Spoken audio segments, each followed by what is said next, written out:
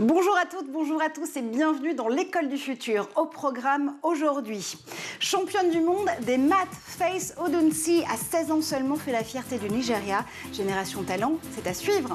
Celle qui a une idée derrière la tech aujourd'hui, c'est évidemment Amelia Mata. Amelia, j'ai envie de te dire attention, tout simplement. Effectivement, aujourd'hui, je vais vous parler de la vraie spécificité de l'école du futur, l'attention. Et moi j'ai une question, tiens, quel est le point entre Steve Jobs, entre le mania des télécoms Xavier Niel ou le créateur de la marque Ernest Malanine connaît? Ils sont autodidactes. Est-ce que c'est la meilleure école de la vie? Pour en parler avec nous aujourd'hui, Ty Chris. Ty Chris, vous êtes sportif de l'extrême, fondateur et CEO de On-Off Télécom et d'Album. Bonjour à vous. Exactement, bonjour. Et puis en duplex avec nous, Grégoire Borst. Vous êtes professeur de psychologie, du développement et des neurosciences cognitives de l'éducation à l'Université de Paris. Également directeur du laboratoire de psychologie et du développement de l'éducation de l'enfant. Ça s'appelle l'Apsidé et c'est au CNRS. Bonjour à vous. Bonjour. Et tout de suite, focus. Elle s'appelle Faith Odunsi et c'est toute une nation qui suit ses exploits. La reine africaine des mathématiques remettait son titre en jeu. C'était il y a quelques semaines seulement. Édouard Deniau vous fait vivre le couronnement dans Génération Talent. L'Afrique tient sa jeune reine des mathématiques. Faith Odunsi est âgée de 16 ans et elle vient d'ajouter un nouveau trophée à son palmarès. En janvier dernier, l'adolescente a une nouvelle fois été sacrée championne de mathématiques du Nigeria au terme d'un tournoi qu'elle a survolé. Dans ce concours, qui rassemble les meilleurs lycéens du pays, le principe est simple. Un animateur bombarde de questions les concurrents et ils doivent trouver la solution le plus rapidement possible. Et à ce petit jeu, Faith Odunsi n'a pas d'équivalent. Elle a répondu à 19 questions en 60 secondes, le plus souvent en donnant la bonne réponse avant que l'animateur n'ait le temps de finir sa question. Ce titre de championne du Nigeria n'a rien d'une surprise. En mars 2021, l'adolescente a été sacrée championne du monde de mathématiques lors du Global Open Mathematics Tournament organisé en Angleterre. Dans ce concours d'excellence, réunissant des jeunes prodiges venus du monde entier, Faith Odunsi a triomphé en finale face à deux garçons, un Indonésien et un Philippin. Portée en triomphe, à son retour au Nigeria, la jeune fille de 16 ans sait déjà ce qu'elle imagine pour son futur. Fille d'un père médecin et d'une mère évoluant dans la finance, Faith voudrait travailler dans les nouvelles technologies. Et d'ici là, la jeune fille se verrait bien poursuivre son cursus à l'étranger. Grégoire Borst, quand on voit le portrait de Faith, on se dit quoi? Que l'âge fait forcément la compétence ou au contraire, il n'y a pas de logique en la matière? Non, il n'y a pas de logique en la matière. L'âge est un assez mauvais prédicteur des compétences qu'on peut développer. On voit bien qu'il y a des gens très très jeunes qui développent plein de compétences. Et justement, l'école de la vie est-elle l'école du futur? C'est le débat et la discussion qu'on ouvre tout de suite.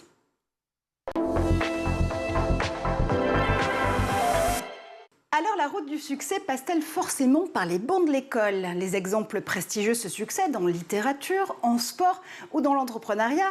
Une de ces incarnations, c'est vous, Ty Chris. C'est gentil. Triple champion du monde de roller sur rampe, vainqueur des X Games et des Gravity Games, fondateur des startups On-Off Télécom et Album.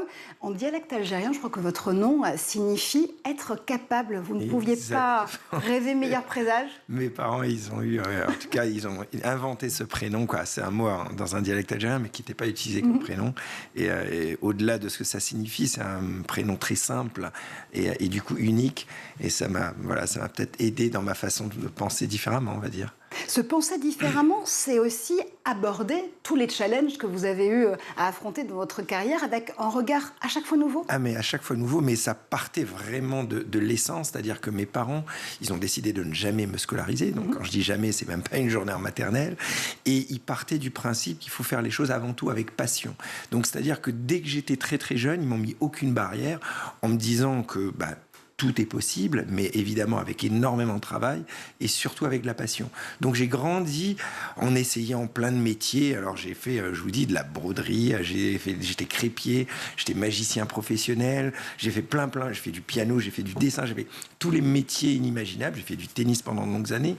Et du coup, ça m'a permis à chaque fois d'être ultra autodidacte, c'est-à-dire d'essayer les choses par moi-même, de rater, de réussir et de rebondir et d'apprendre à chaque fois, mais avec une façon de penser très autodidacte finalement. Grégoire, quand on entend Taïg, on se dit quoi? Qu'il y a des prédispositions pour être autodidacte, ou est-ce que c'est de l'inné? Est-ce que c'est de l'acquis? Comment ça se passe l'autodidactie? Que disent les neurosciences?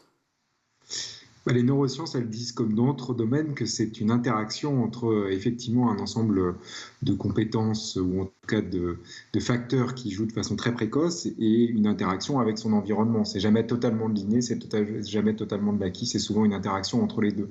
Mais ce qu'on a entendu, finalement, c'est intéressant parce que c'est un certain nombre de compétences dont on sait qu'elles sont extrêmement prédictives finalement de notre réussite aussi dans notre système éducatif. Donc on voit bien que finalement ces compétences d'être persévérant, d'essayer d'être motivé, d'apprendre par essai-erreur, tout ça, on sait que c'est effectivement un ensemble de compétences, un ensemble de facteurs qui vont jouer très fortement sur notre réussite dans un système éducatif, mais aussi dans notre réussite sociale et dans notre réussite professionnelle.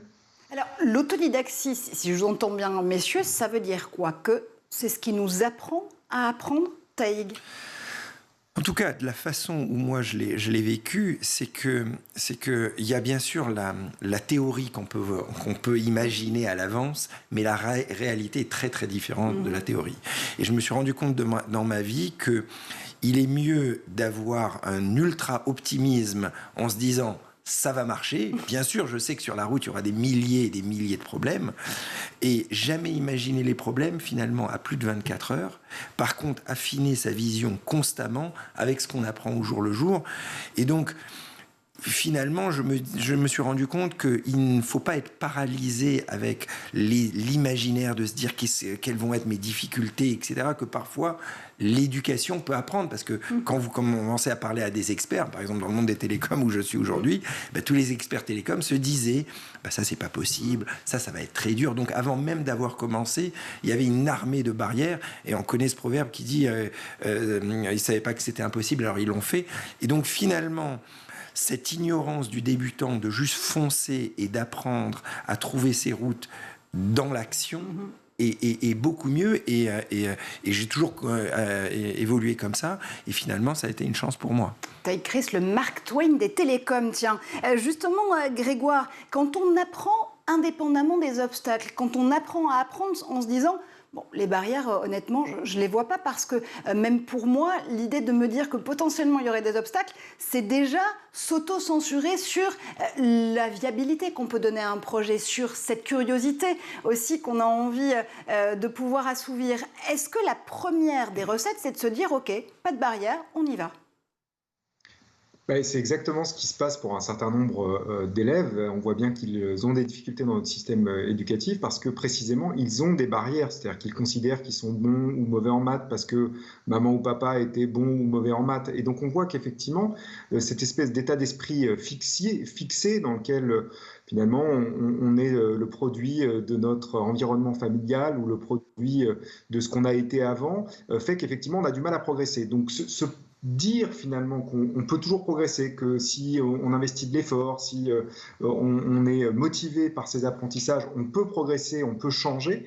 On sait que c'est un levier extrêmement puissant pour les apprentissages et pour la réduction des inégalités. C'est-à-dire qu'à un moment, on n'est plus simplement, je dirais, le produit de sa classe sociale, on peut se transcender et on peut, indépendamment de là où on vient, acquérir tout type de compétences. Et donc ça repose effectivement sur, je dirais, des dispositions psychologiques particulières et qu'il faut réussir à renforcer chez tous les enfants. Parce qu'à partir du moment où on sait qu'on peut apprendre indépendamment du contexte, indépendamment de là d'où on vient, et on peut finalement essayer d'aller là où on a vraiment envie d'aller.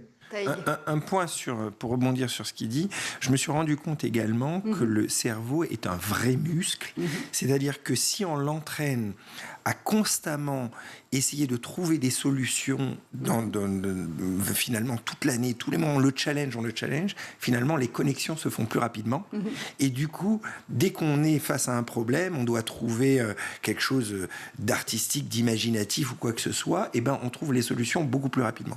Et j'ai vraiment, au fur et à mesure des années, travaillé mon cerveau comme un muscle, et je me rends compte aujourd'hui que dès que j'ai un problème, en quelques secondes, les connexions se font beaucoup plus rapidement pour trouver les solutions. Et donc, Bien sûr que c'est hyper bien d'apprendre d'une façon scolaire les choses par cœur parce que ça donne quand même un bagage pour la vie, mais il ne faut pas oublier ce muscle qu'il faut travailler constamment pour rebondir, parce qu'en réalité le monde a beaucoup changé. À l'époque, le monde était beaucoup plus statique. Aujourd'hui, les métiers dans nos vies changent.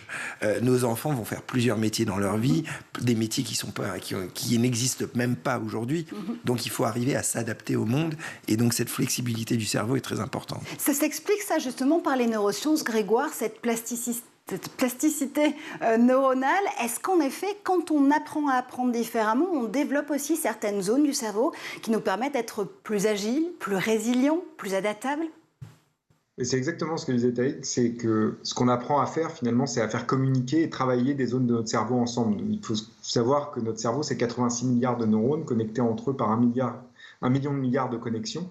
Donc c'est un système extrêmement complexe, que dès qu'on est engagé dans une activité, on va utiliser en fait des réseaux extrêmement diffus dans le cerveau, et que tout l'enjeu, c'est d'apprendre effectivement à les faire travailler rapidement. Et c'est un peu ce que disait Taïk, c'est plus on s'entraîne, c'est un peu comme toute autre activité, plus on s'entraîne, plus on est efficace, et plus notre cerveau est efficace. Et tout l'enjeu, effectivement, c'est d'apprendre à notre cerveau à être flexible, c'est-à-dire d'utiliser différents types de réseaux neuronaux, d'imaginer différents types de stratégies pour arriver à la solution d'un problème. Et je rejoins totalement ce qu'on a dit là, c'est-à-dire que le vrai enjeu aujourd'hui dans un monde professionnel et du travail qui change à une vitesse qu'on n'a jamais observée jusqu'à maintenant, tout l'enjeu, c'est de développer ce type de compétences, beaucoup plus que des compétences académiques. On voit bien qu'aujourd'hui, le véritable enjeu pour nos sociétés modernes, c'est d'être capable de s'adapter et d'être capable d'apprendre et de finalement avoir des possibilités, des chemins de traverse par rapport à ce qu'on sait déjà. Et pour ça, il faut être créatif.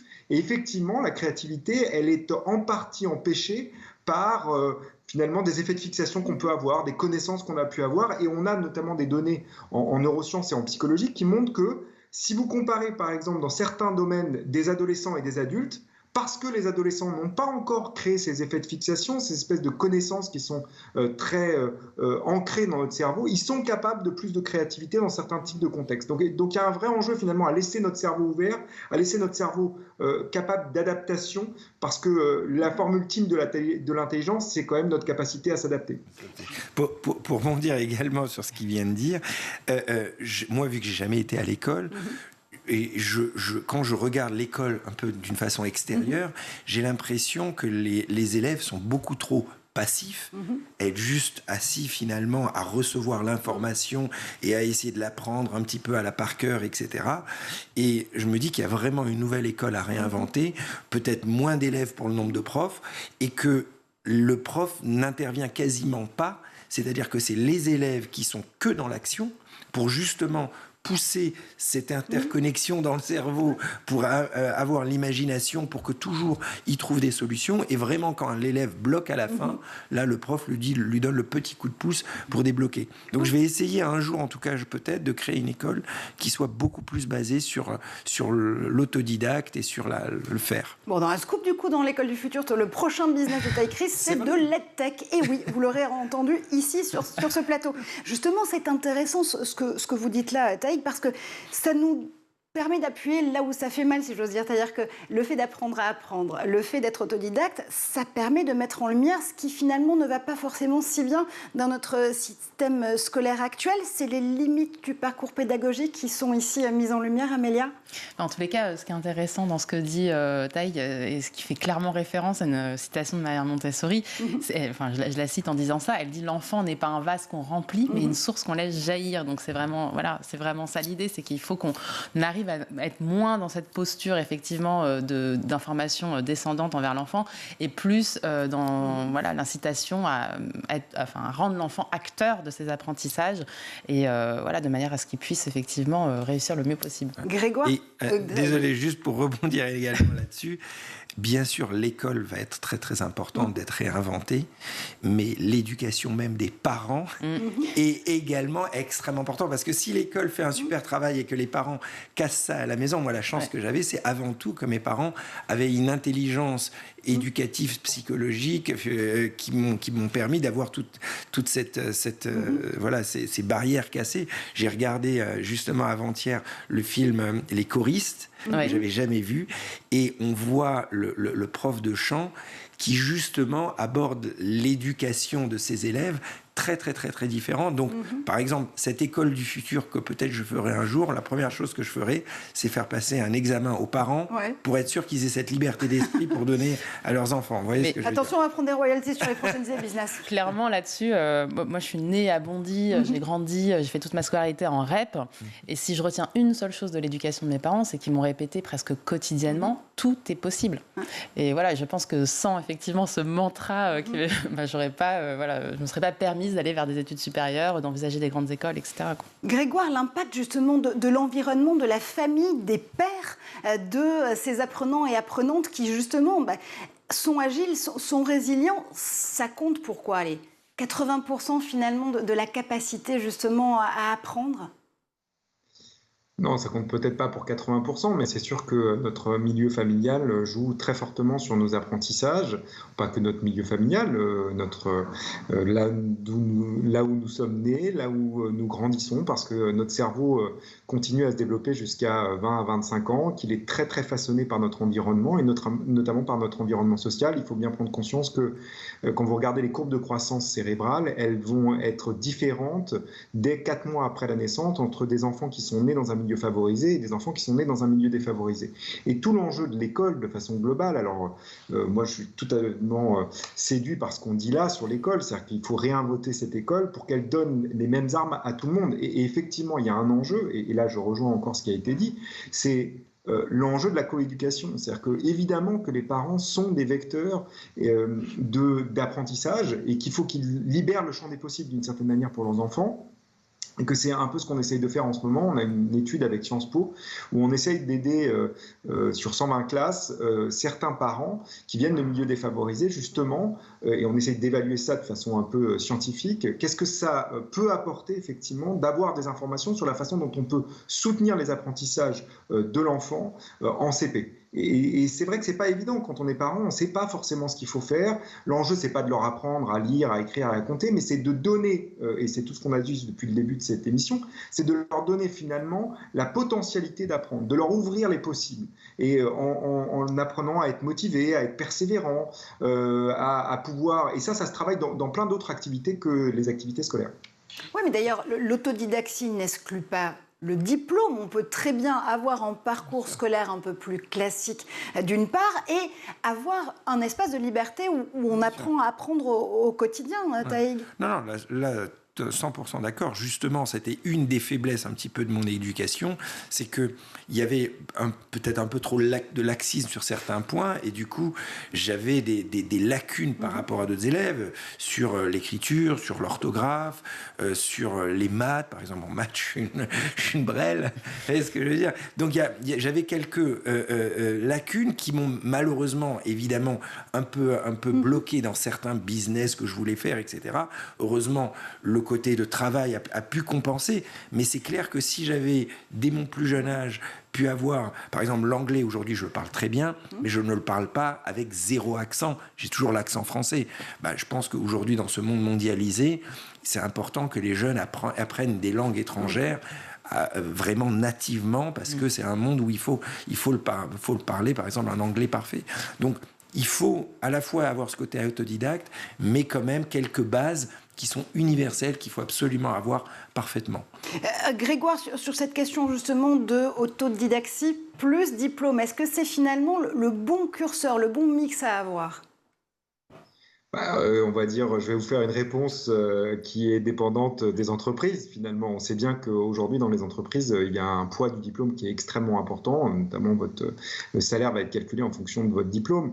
Je ne crois pas que le diplôme fasse tout, mais effectivement, avoir comme, je dirais, dans le cœur de notre système éducatif, l'idée qu'on n'apprend pas simplement dans la salle de classe, qu'il faut intégrer les différents temps d'apprentissage, l'extrascolaire, le périscolaire et le scolaire, notamment pour donner finalement des chances à tous les enfants de réussir dans leurs apprentissages scolaires fondamentaux, parce que c'est vrai que Maria Montessori avait parfaitement raison, l'enfant c'est pas un vase dans lequel on va verser des connaissances, d'autant que ça n'a plus aucun sens. Quand vous avez l'ensemble de la connaissance créée dans l'humanité qui est disponible en 15 millisecondes, on voit bien que c'est pas les mêmes types de compétences qu'il faut développer aujourd'hui chez les apprenants. Néanmoins, on a encore besoin de ces interactions de tutelle, c'est-à-dire d'apprendre avec quelqu'un qui sait, parce qu'il peut orienter nos apprentissages. C'est ce qu'on disait tout à l'heure, on met les apprenants dans des situations de résolution de problèmes, mais ensuite, à un moment, il faut pouvoir quand même les étayer dans leurs apprentissages. C'est aussi des données issues de la littérature qui montrent qu'effectivement, des enseignements très explicites dans lesquels, effectivement, on va dire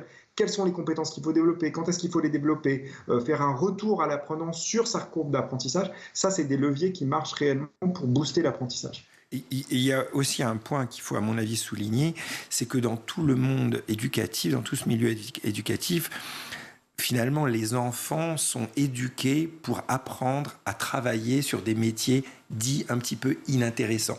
Ce que j'ai envie de dire par là, c'est que... Ou ceux qui ne sont pas forcément ceux qui seront... en activité en 2030, en 2050. En plus, il y a ça. Mais ce que je veux dire, c'est que leur entourage, les enfants rêvent de faire des métiers passionnants, incroyables, etc. Et le monde dans lequel on vit un petit peu casse les rêves à dire non, faut être sérieux, tu peux pas faire un métier artistique, pense à ton avenir. C'est-à-dire que le gamin, il aura toute la vie pour penser à son avenir et pour reprendre un métier un peu plus sérieux. Mais on est dans un monde qui casse un peu trop les rêves, j'ai l'impression. Et du coup, on se retrouve avec des adultes qui font un métier plus par obligation pour payer les fins de mois.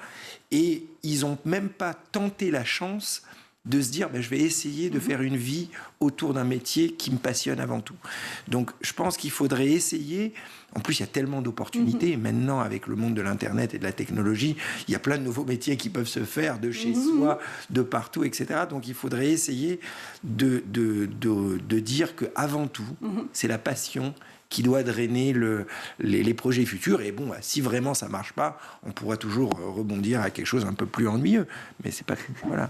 La passion comme moteur justement d'apprentissage, on y revient dans un instant, mais tout de suite, on va faire un tour du côté de la planète tech.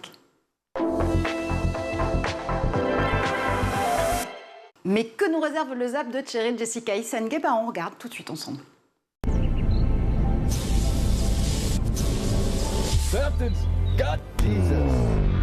Damn happening. Jumping Jehoshaphat. We're out of this world. And not in the same chassis we left in. As curious as to where and when that fragment took us is how, son. Oh. You see, we're commandeering a person in this continuum, not unlike the way...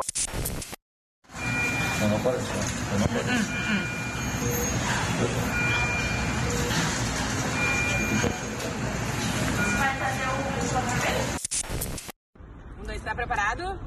Então vai. 1, 2, 3 e...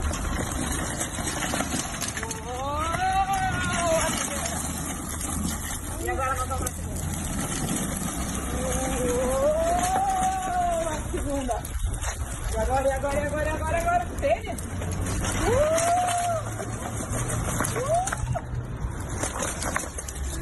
Aê! Mais? Olha o que eu acabei de fazer.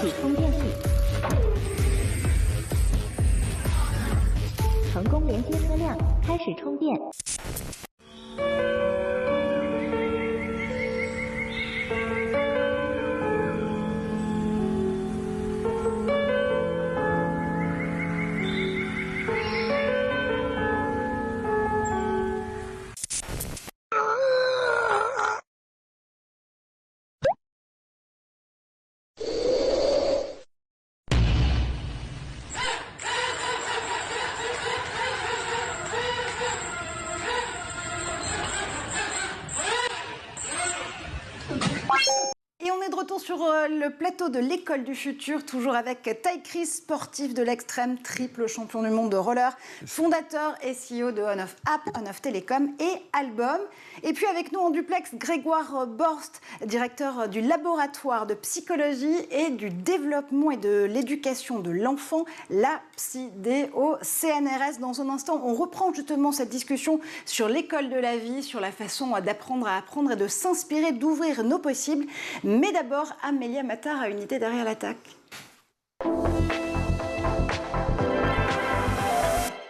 Derrière l'attaque, en tout cas, Amélia, tu es justement à l'attaque sur la ligne de front pour nous parler de cette école du futur. Pour toi, quelle serait la qualité ultime à acquérir ? Alors effectivement, en tant qu'entrepreneur dans l'éducation, on me demande souvent quelle serait l'école du futur. Alors, on peut se dire que ça peut être une école bienveillante, une école de l'égalité des chances, une école qui a compris les besoins de l'enfant. Tout cela est très juste. Mais pour moi, l'école du futur, c'est avant tout l'école de l'attention. Parce que face aux innombrables sollicitations de notre époque, une école qui placerait au cœur de ses préoccupations l'attention serait une vraie réponse aux enjeux éducatifs actuels. Mais indépendamment des notifications dont en effet il convient de contrer les faits, l'attention en fait va de pair avec la maîtrise de soi et elle s'avère être cruciale pour réussir. Pour réussir quoi ? Pour réussir dans un premier temps ses devoirs ? Pour réussir à plus long terme sa carrière ? Pour réussir sa vie, Marjorie. Eh oui, rien que ça.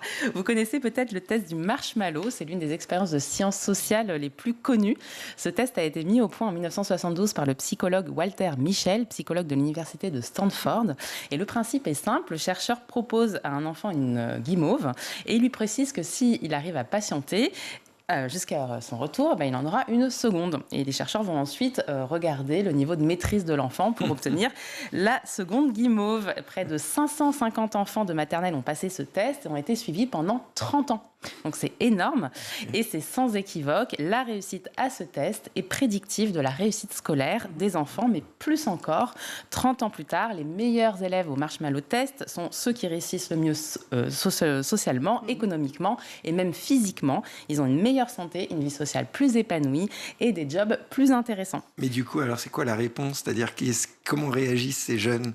Ah, mais j'en parle juste après. Comme ils réagissent, justement, on va voir des images. Okay. Ils se retiennent. Voilà, c'est assez drôle d'ailleurs ces images de voir les enfants trépigner devant le. On les a vus, ces enfants, c'est un véritable supplice de Tantale. Vous l'auriez pris le marshmallow ou vous auriez attendu ? Je sais pas, j'ai tellement changé avec ces années, mais sûrement je l'aurais. Je sais pas comment j'aurais réagi. Mais alors rassurez-vous, il n'y a pas de fatalité parce qu'on peut échouer à ce test et réussir dans sa vie. C'est ce que des études plus récentes nous montrent. Fort heureusement, parce que moi, c'est sûr, j'aurais raté à 40 comme à 4 ans, comme à 40 ans. Ça y est, je peux répondre. Ouais. Je ne l'aurais pas pris, ou je l'aurais pris justement, de la façon où la personne m'aurait demandé. C'est-à-dire que si ça aurait été quelqu'un autoritaire, je l'aurais sûrement pris tout de suite, contre l'autorité, même pas par challenge, par absurdité, une autorité ridicule de pacotille, vous voyez ce que je veux dire ? Dès qu'il y a une autorité qui n'a pas de sens, là, du coup, je l'aurais sûrement surpassé. Par contre, si la personne me l'aurait demandé d'une façon humaine, là, je l'aurais sûrement respecté. Hyper intéressant. Ouais. Alors, tout de même, on voit bien que cette question de l'attention est centrale, et que la maîtrise de soi est vraiment très importante pour la réussite des enfants. La réussite des enfants et du coup la réussite aussi pour leur faire développer certaines compétences. Alors, pas forcément rébellion face à l'autorité comme tu t'as dit, mais justement, quelles sont les compétences qu'on cible là avec ce type d'apprentissage ? Alors clairement, on parle de l'attention et cette compétence, en fait, elle s'apprend. C'est du moins ce que pense Jean-Philippe Lachaud, polytechnicien, chercheur à l'INSERM en neurosciences cognitives et co-directeur de l'équipe EduWell au Centre de recherche en neurosciences. Alors Jean-Philippe Lachaud, lui, a imaginé carrément un dispositif complet qui permet aux élèves d'apprendre les mécanismes de l'attention pour qu'ils se dotent de cette compétence que l'on sait dorénavant clé. Donc ce programme, il se nomme ATOL pour attention à l'école et il vise à proposer des activités en classe pour que les enfants comprennent le fonctionnement de leur cerveau et du coup se musclent et canalisent leur attention. Alors je vais vous donner un petit exemple d'outil développé par Jean-Philippe Lachaud. Le PIM par exemple. Donc le PIM, c'est l'acronyme de perception, intention, manière d'agir. d'agir. Alors, la perception, c'est à quoi vous êtes en train de prêter attention. L'intention, c'est dans quel but. Et la manière d'agir, c'est comment vous allez procéder pour y arriver. Alors, pour vous en souvenir, justement, vous pouvez utiliser les doigts de la main. Pouce pour perception, index pour intention et majeur pour manière d'agir. Alors, je vous donne un exemple très concret de PIM pour, par exemple, lire un texte avec vraiment une grande attention. La perception, c'est lire les mots un à un, évidemment. L'intention, c'est de savoir faire un résumé de ce texte que vous êtes en train de lire. Et la manière d'agir, c'est, par exemple, de visualiser l'histoire dans votre tête. Donc voilà, les enfants repartent avec des outils très concrets comme ça. Donc cette approche, regorge d'astuces qui sont utilisées en classe, qu'on peut aussi utiliser à la maison. N'hésitez pas à aller vous procurer les livres de Jean-Philippe Lachaud et notamment Les Petites Bulles de l'Attention, édité chez Odile Jacob en 2016 et qui est un véritable best-seller. Alors, autre approche très intéressante, c'est celle développée par Grégoire Borst, que nous avons la chance d'avoir en duplex, et par Olivier Houdet. Donc, c'est une collection de jeux qui s'appelait FlexiGame et qui invite l'enfant à associer des fruits et des légumes à leur couleur. Mais prudence, la couleur du fruit ou du légume n'est pas celle attendue. Et donc, l'enfant doit faire un effort cognitif, doit inhiber la couleur et activer un raisonnement logique pour trouver la bonne solution. Donc voilà, ces jeux visent vraiment à muscler le cerveau de l'enfant pour qu'il ne succombe pas à ces automatismes qui parfois le conduisent à commettre des erreurs. Et ces jeux qui sont donc issus de la recherche sont actuellement testés en classe par le réseau d'enseignants Léa.fr. Et pour finir, je vais conclure sur cette citation de Maria Montessori qui, vous l'avez bien compris, une de tes héroïnes. Et une de mes héroïnes. Donc ce qu'elle dit est très intéressant. Il y a plus de 100 ans, elle nous dit « La difficulté ne consiste donc pas à trouver le matériel capable d'éveiller l'attention de l'enfant, mais le matériel capable de la maintenir. Ce n'est qu'après qu'il peut progresser et révéler les résultats stupéfiants que nous avons obtenus. Ce qui s'appelle la méthode Montessori tourne autour de ce point essentiel qu'est la conquête de la concentration. » Voilà. Ça veut dire quoi, Grégoire Borst? Je vous interpelle directement, puisque évidemment vous avez parti des exemples d'Amélia Mattard, justement dans cette chronique et dans cette maîtrise de l'attention. Si on reprend l'allégorie ou la métaphore selon laquelle le cerveau, c'est un muscle, l'attention, c'est les fascias de ce muscle-là? Oui, alors je ne suis pas un grand fan de l'allégorie du muscle parce que ça donnerait l'impression que comme les autres muscles, il va grossir si on s'entraîne. Alors même qu'un cerveau, ça ne grossit pas parce qu'il y aurait une contrainte physiologique, ça viendrait taper contre votre boîte crânienne. Donc en fait, c'est vraiment un mécanisme, d'efficience qui se développe et votre cerveau fonctionne plus rapidement, votre cerveau fonctionne mieux. Et l'attention, effectivement, c'est un très très large réseau dans notre cerveau qui nous permet effectivement progressivement d'orienter le traitement de l'information, parce que c'est ce que fait votre cerveau, il traite de l'information, le traitement de l'information vers les informations pertinentes indépendamment de multiples distracteurs dans votre environnement. Donc c'est effectivement un enjeu, rester concentré, on le voit bien a fortiori dans le monde numérique qui est le nôtre, apprendre à être concentré, apprendre à rester concentré pour atteindre des objectifs, c'est un enjeu absolument fondamental de l'éducation au XXIe siècle. Taïg, vous avez du coup, vous êtes parti à l'assaut de la tech, de l'écosystème numérique avec deux entreprises, côté Telcom avec On-Off-App, côté justement partage de photos avec Album. Là aussi, à la création d'Album, cette idée d'attention et de respecter la vie privée et l'attention des utilisatrices et utilisateurs, c'était quelque chose de fondamental. Après, sur les deux boîtes, il y avait différents challenges. Sur Album, c'est clair que... mais là, c'est presque un autre sujet. Les GAFA ont conquis le monde des réseaux sociaux. Aujourd'hui, toutes nos vies privées, publiques et gérées par eux. Les datas sont utilisées pour nous vendre de la pub. Et alors, je ne vais pas dire manipuler, parce que c'est pas de la manipulation, mais ils sont un petit peu. Mais non, mais c'est plus que les robots, ils essayent d'augmenter le rendement de pub, et donc ils vont vous pousser des vidéos peut-être plus soit conspirationnistes ou soit buzz, etc. Donc il y a un vrai problème de la gestion de la data pour même l'éducation des gens, puisque maintenant toute l'éducation, alors bien sûr, se fait à l'école, mais se fait beaucoup sur notre smartphone. Donc essayer de faire un réseau social social qui est plus éthique, qui n'est pas spécialement à la recherche d'une monétisation absolue et qui sécurise la privacité des gens. Voilà, ça c'est une des bases fondamentales d'Album. Ce numérique plus respectueux de la vie privée, mais aussi de l'attention de ses utilisatrices et utilisateurs. On continuera évidemment à en parler dans l'école du futur, mais d'abord on revient à notre discussion du jour, soft skills ou réussite académique, et si on pouvait avoir les deux, tiens. Parce que oui, aujourd'hui, les entreprises, justement, nous demandent, les entreprises et même le milieu de l'éducation nous demandent de savoir communiquer, de savoir écouter, d'être résilient, d'être plus agile, de pouvoir s'adapter. C'est ce qu'on appelle les soft skills, ces compétences comportementales que les recruteurs et recruteuses louent aujourd'hui. Est-ce que c'est inné quand on est autodidacte, Taïg?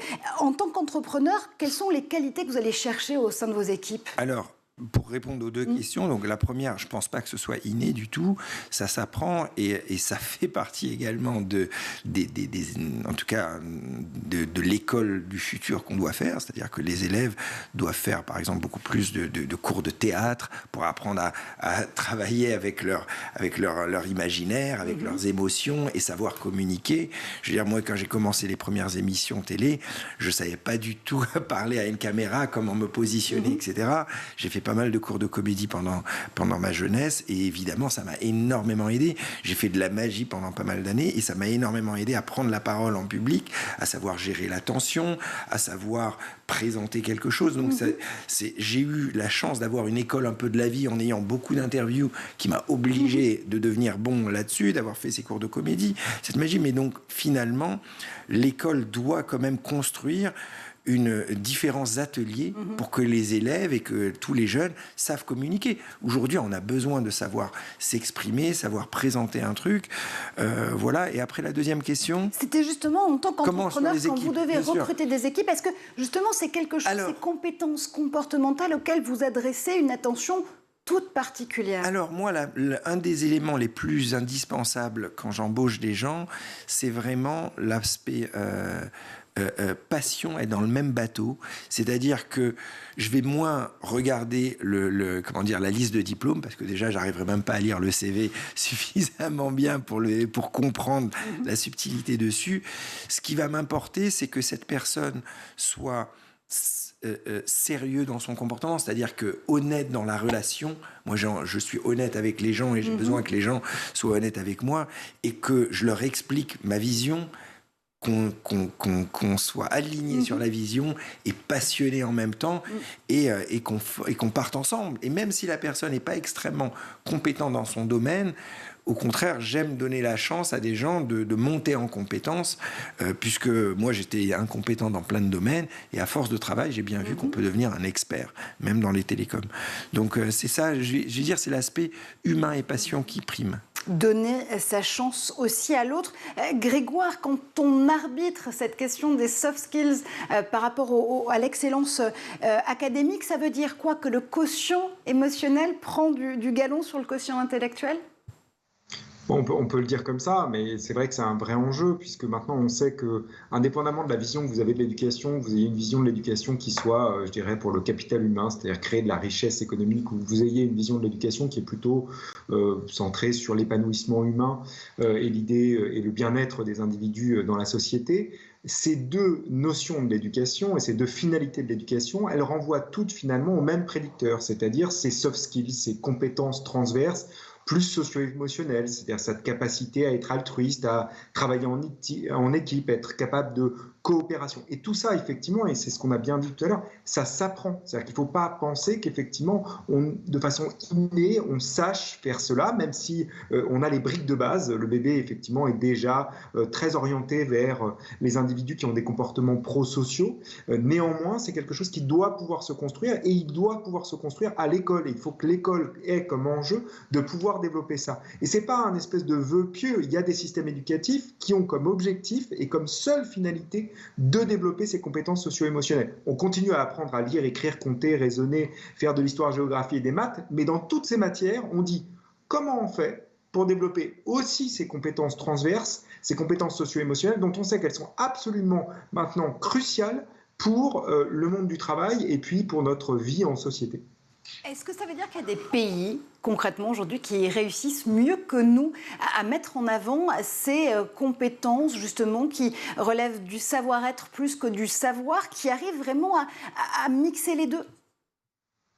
Oui, la Finlande, c'est souvent le pays qu'on prend en exemple, mais ce n'est pas le seul. Le pays dont je parlais, c'est au Canada, c'est une des provinces du Canada, puisque les systèmes éducatifs sont construits par province au Canada, et c'est en Colombie-Britannique, c'est réellement un effort qu'ils ont engagé depuis assez longtemps. C'est-à-dire qu'il y a non seulement cette idée que le système éducatif doit produire cela, mais ils ont énormément d'indicateurs, quasiment ville par ville, justement sur le bien-être des adolescents et des enfants. Et effectivement, ça c'est complètement nouveau, on n'a pas du tout ça en France. Amélia. Oui, alors une petite expérience très très personnelle, mais sur le dernier bulletin de mon fils, la maîtresse a noté ses compétences à collaborer avec ses pairs. J'ai trouvé ça assez formidable, ça m'a interpellée effectivement de voir ça sur un bulletin en France. Absolument, et puis aussi, alors tu es certes une de nos meilleures chroniqueuses, je distribue les points comme ça, dans l'école du futur, mais tu es aussi la cofondatrice de Coloris, qui est une EdTech qui aide justement les enfants à partir de 3 ans à pouvoir coder sans écran. Là aussi, c'est quelque chose qui est important dans le scénario qu'on va proposer à l'enfant pour apprendre à coder, de développer aussi des capacités comportementales en plus des briques de savoir qu'on lui apporte. Ah oui, très clairement. Nous, on a regardé un peu comment fonctionne le petit enfant pour adapter les contenus pédagogiques qu'on lui propose. Et indépendamment de ce qu'on propose, il y a plein de principes de fonctionnement de nos ateliers, comme le libre choix de l'activité qui va favoriser grandement sa motivation, comme effectivement la collaboration avec ses camarades. Voilà, c'est plein de principes qui permettent de bien faire fonctionner l'atelier et que les enfants soient pleinement engagés dans les activités. Développer son intelligence émotionnelle pour aider à prendre de meilleures décisions, à conjuguer performance et bien-être collectif, ça peut se faire à tout âge de la vie. Carrément à tout âge, mais même plus que ça. C'est-à-dire que toutes les frustrations qu'on va garder dans nos vies et qu'on va finalement à la fin communiquer dans son entourage professionnel, etc., vient de l'enfance, vient des parents, vient de l'éducation. C'est pour ça que je disais au début que il faut d'abord être sûr que les parents aient une vraie conscience sur l'éducation pour être stable à la maison. Et c'est vrai que si un enfant grandit déjà avec des parents qui s'aiment, avec une vision du monde sans aucune barrière, avec une vie où ils ont pu rebondir de passion en passion, ils vont être épanouis. Et à partir du moment où ils sont épanouis, ils sont épanouis dans l'entreprise, avec leurs collaborateurs, avec eux-mêmes, etc. Donc c'est le cercle vertueux. Mais il faut avoir la compréhension et travailler là-dessus. On va revenir peut-être sur une des qualités aussi qu'on attribue très souvent à l'autodidaxie. Il y a le mythe du self-made man ou woman.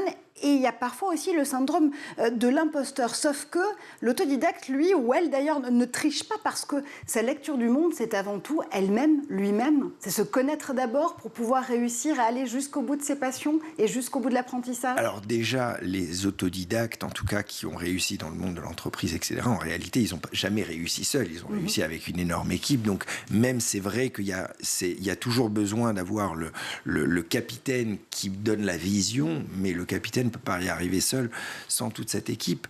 Après, il y a un challenge personnel. En tout cas, voilà, je sais pas ce que t'en penses là-dessus, mais le côté de self-made, je pense pas que c'est une seule personne, quoi. C'est vraiment tout le monde. Il faut plus une équipe pour réussir à faire de ces personnalités justement de futurs professionnels, des étudiants, des étudiantes qui vont aller jusqu'au bout de ces projets, de ces passions.